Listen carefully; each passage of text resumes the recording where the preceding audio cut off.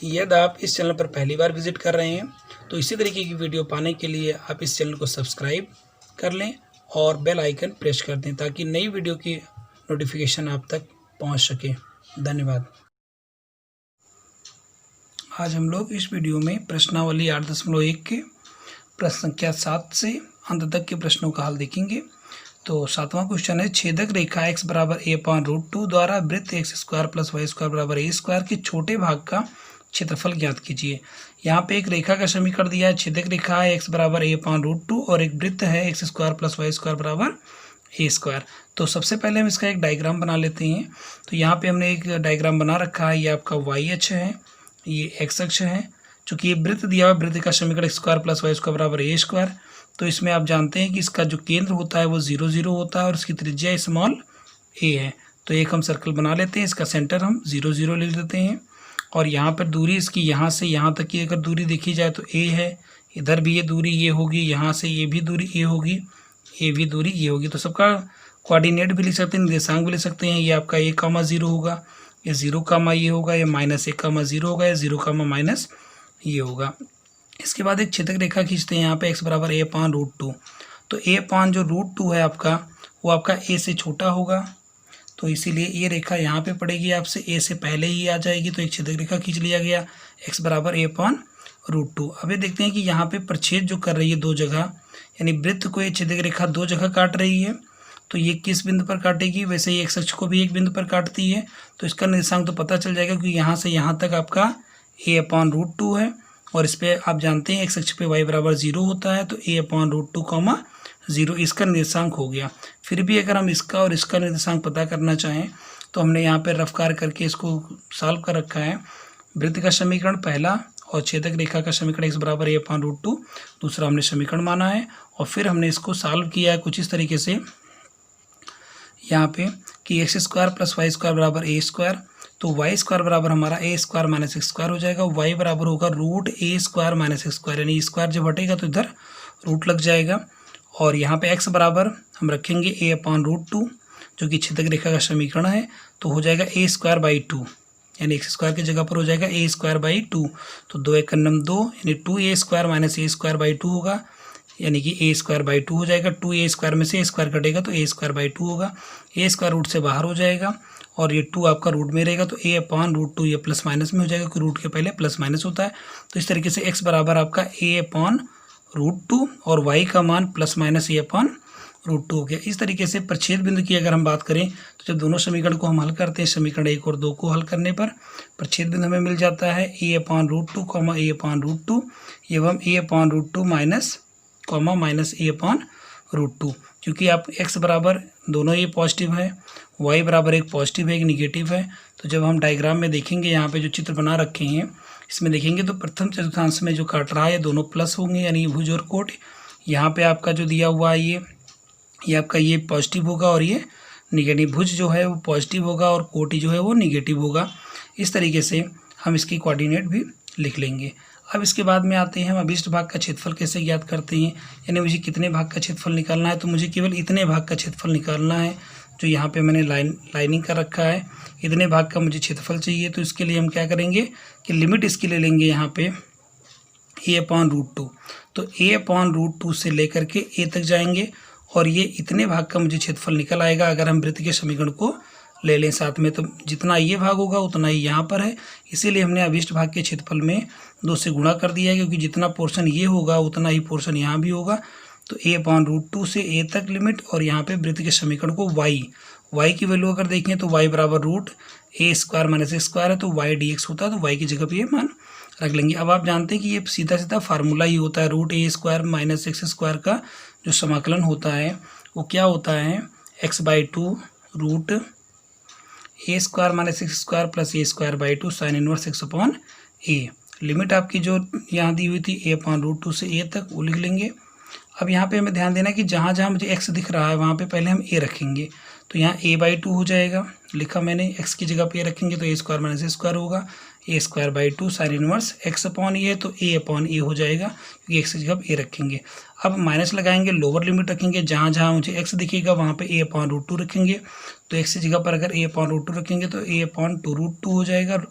Root ए square minus x square, तो x का मान ए अपॉन रूट 2 है, तो एक्स स्क्वायर का मान ए स्क्वायर बाई 2 हो जाएगा। मैंने लिखा यहाँ minus A square by 2 sine inverse x की जगह पर लिखेंगे ए अपॉन रूट 2, तो ए अपॉन रूट 2 और इंटू यहाँ बटे में ए है। इस तरीके से यहाँ पे ए और ये कैंसिल हो जाएगा, यहाँ भी ए और ए कैंसिल हो जाएगा, a square minus A square ए भी कैंसिल होगा, तो यहाँ पे 0 बचेगा। 0 को ए बाई 2 से गुणा करेंगे 0 हो जाएगा। A square by 2 sine inverse a upon a यानी कि 1 हो गया कैंसिल होकर के, माइनस ए अपॉन 2 रूट 2। अब 2 एक अन्नम 2 यानी 2 ए स्क्वायर में से ए स्क्वायर घटाएंगे तो आपका ए स्क्वायर बाई 2 बचेगा, minus A square by 2 sine inverse यहाँ पे कैंसिल हो गया, तो 1 आ रहा है ऊपर, तो 1 अपॉन रूट 2 हो गया। अब इसमें हम मान रख लेंगे इनके, तो इस तरीके से यहाँ पे देखें आप, तो ए स्क्वायर बाई 2 साइन इनवर्स 1, तो साइन इनवर्स 1 जो है इसका मान होता है पाई बाई 2, यानी साइन में 90 अंश पर मान 1 होता है, तो यहाँ पे पाई बाई 2 लिख देंगे, माइनस ए अपॉन 2 रूट 2 ए स्क्वायर अपॉन 2 जो रूट में दिया तो ए अपॉन रूट 2 हो जाएगा, लिखा मैंने माइनस ए स्क्वायर बाई 2 और साइन इनवर्स 1 अपॉन रूट 2, यानी ये जो मान है 1 अपॉन रूट 2 वो 45 अंश पे होता है, यानी पाई बाई 4 पे, वो लिखा हमने। अब इसको हमने सॉल्व किया है यहाँ पे, तो यहाँ देखिए रूट 2 और रूट 2 आपका 2 हो गया, तो 2 दूनी 4, तो इस तरीके से pi a square by 4 a square by 4 और यहाँ पे पाई ए स्क्वायर बटे 8 हो गया, तो यहाँ पाई स्क्वायर बटे 8 लिख दिया हमने, ए स्क्वायर बाई 4 पीछे लिख दिया है। अब यहाँ पे देखें आप, तो इसमें यहाँ दिया हुआ 4, यहाँ दिया हुआ 8, तो हम अगर 2 से ऊपर नीचे गुणा करेंगे तो ये भी 8 हो जाएगा, तो 2 पाई ए स्क्वायर में से पाई ए स्क्वायर घटेगा तो पाई ए स्क्वायर बटे 8 यहाँ पे आ जाएगा, माइनस ए स्क्वायर बाई 2 दिया हुआ है यहाँ पे। अगर 2 को हम यहाँ देखें बटे में, तो 8 अगर कॉमन ले लेंगे तो ये 8 कॉमन हो जाएगा, 4 से में 2 से ऊपर नीचे गुणा करोगे तो यहाँ पे 2a स्क्वायर होगा बटे यहाँ पे 8 हो जाएगा, तो ये 8 को हम कॉमन कर लेते हैं यहाँ, और इस तरीके से चूंकि ए स्क्वायर कॉमन किया तो पाई माइनस 2 बचेगा। अगर 2 एक कन्नम 2 और 2 चौक को 8, तो ए स्क्वायर बटे 4 और पाई माइनस 2, इस तरीके से वर्गीकरण आपका हो जाएगा। चलिए देखते हैं क्वेश्चन नंबर 8। यदि वक्र x बराबर वाई स्क्वायर एवं रेखा x बराबर 4 से घिरा हुआ क्षेत्रफल रेखा x बराबर a द्वारा 2 बराबर भागों में विभाजित करता है, तो ये का मान बताना है हमें। यानी एक वक्र का समीकरण दिया है वाई स्क्वायर बराबर x, आप जान चुके होंगे कि ये परवलय का समीकरण है, वाई स्क्वायर बराबर 4x के फॉर्म में है। रेखा का समीकरण x बराबर 4 दिया हुआ है। अब हम देखिए यहाँ पे, तो हम इसका डायग्राम बना लेते हैं, चूँकि ये वाई स्क्वायर बराबर 4x के फॉर्म में है तो ये इसी डायरेक्शन में बनेगा, जैसा कि पहले की वीडियो में आप लोग देख चुके हैं। तो ये हमने बना लिया वाई स्क्वायर बराबर x, परवलय बना लिया, और एक दिया x बराबर 4, तो x बराबर 4 हमने एक रेखा खींची जो कि वाई एच के समांतर होगी, तो हमने एक x बराबर 4 यहाँ खींच लिया। अब ये रेखा और परवलय किस किस बिंदु पर प्रक्षेद करेगा, तो इसके लिए हमने समीकरण 1 और 2 को हल किया है। हल करने के लिए हमने यहाँ पे रफ कार्य किया हुआ है कि चूँकि दिया है वाई स्क्वायर बराबर 4, क्योंकि वाई स्क्वायर बराबर दिया है x और x बराबर दिया है 4, तो ये वाई स्क्वायर बराबर 4 हो गया, तो y बराबर प्लस माइनस 2 हो गया, और x का मान 4 है ही, तो एक बिंदु हो जाएगा 4,2 और एक हो जाएगा 4,-2। इस तरीके से जो प्रथम चतुर्थांश में दिया हुआ है ये 4, आपका 2 हो जाएगा, और ये हो जाएगा 4,-2 हो जाएगा। अब दूसरी रेखा एक और दी है x बराबर a, जो इसका पूरे का जो क्षेत्रफल ये है, इतना जो क्षेत्रफल है उसको ये वाली रेखा 2 बराबर भागों में बांटती है।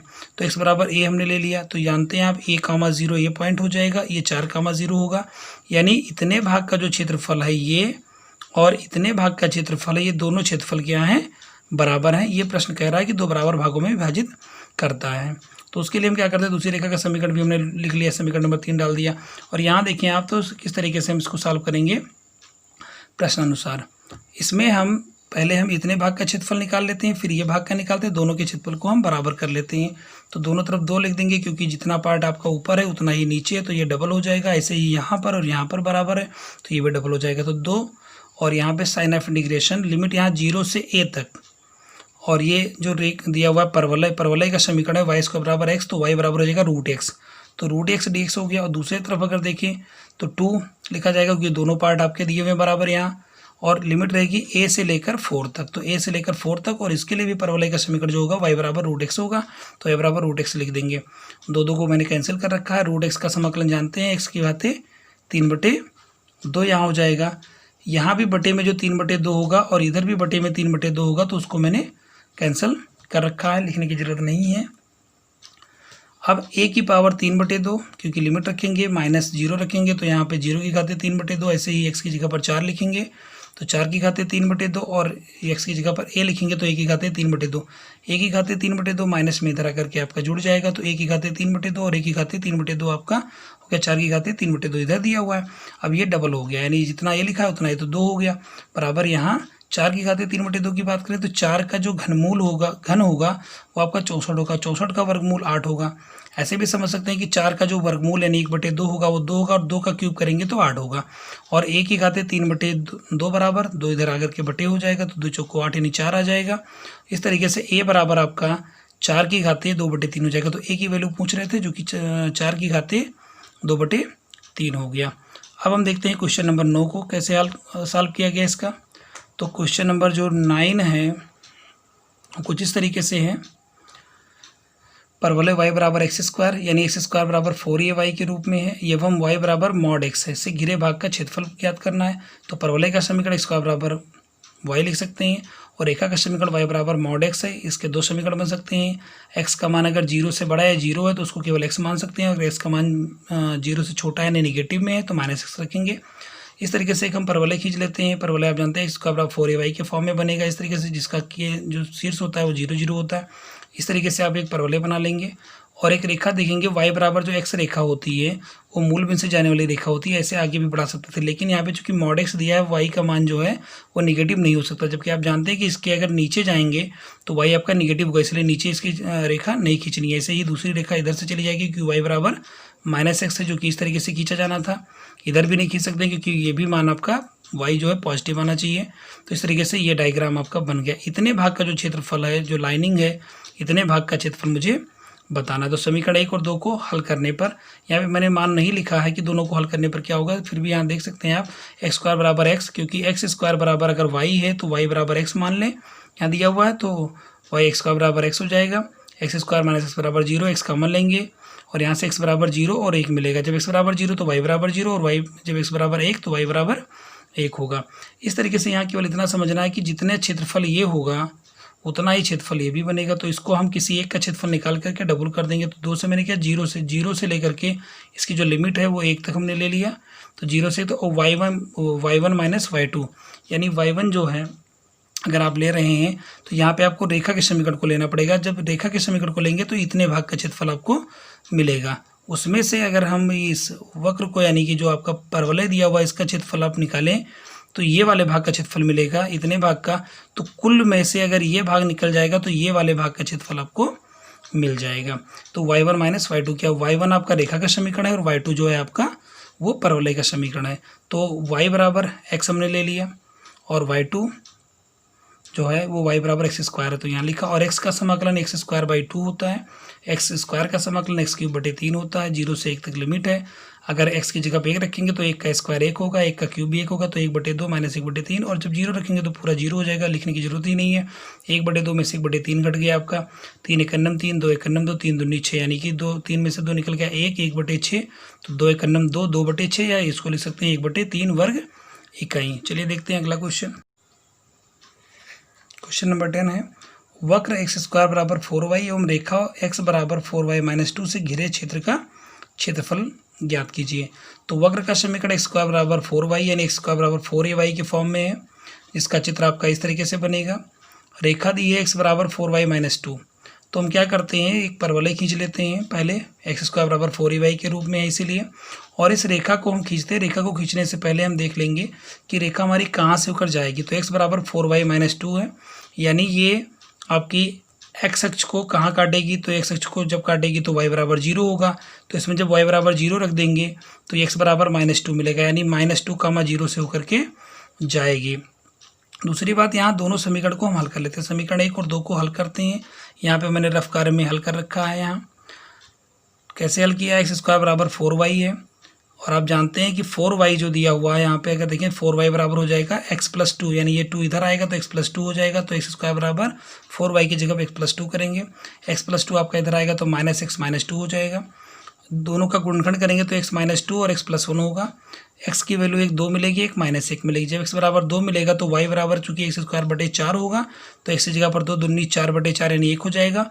और अगर -1 रखेंगे तो -1 का स्क्वायर 1/4 हो जाएगा। तो यानी कि एक्स बराबर 2 तो वाई बराबर 1 और एक्स बराबर -1 तो वाई बराबर 1/4 यहाँ पे हो जाएगा। इस तरीके से प्रच्छेद बिंदु हमारा 2, 1 और -1, 1/4 मिलेगा, जो कि हम यहाँ पे डायग्राम में दिखा सकते हैं कि जो ये प्रच्छेद बिंदु होगा वो -1, 1/4 होगा, क्योंकि आप जानते हैं द्वितीय चतुर्थांश है, इसमें आपका माइनस प्लस होता है।